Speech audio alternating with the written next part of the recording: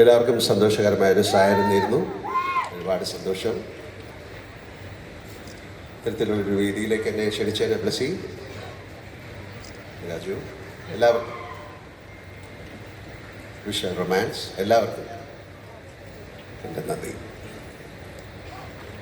മലയാള സാഹിത്യത്തെ സ്നേഹിക്കുന്ന, ബഹുമാനിക്കുന്ന, മലയാള സിനിമയെ സ്നേഹിക്കുന്ന, ബഹുമാനിക്കുന്ന എല്ലാവർക്കും അറിയാവുന്ന ഒരു കാര്യമാണ് ആടുജീവിതം.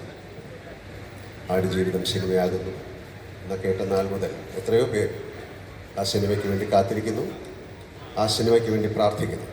അതിൽ ഒരാളാണ് ഞാൻ.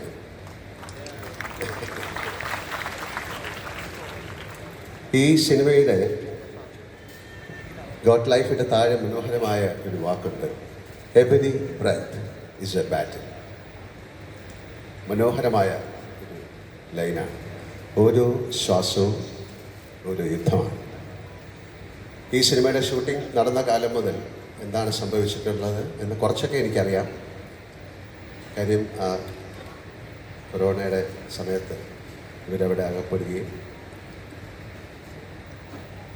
ഒന്നോ രണ്ടോ പ്രാവശ്യം എനിക്ക് അവരുമായിട്ട് ബന്ധപ്പെടാൻ സാധിക്കുകയൊക്കെ ചെയ്തു. അപ്പോൾ അവരുടെ ഒരു മാനസിക അവസ്ഥയൊക്കെ എനിക്കറിയാം. ഞാൻ മനസ്സിലാക്കുന്നത്, ഇതിൽ പ്രവർത്തിച്ച ഓരോരുത്തരുടെയും ശ്വാസം ഈ സിനിമയിലുണ്ട്, അവരുടെ പ്രാർത്ഥന ഈ സിനിമയിലുണ്ട്.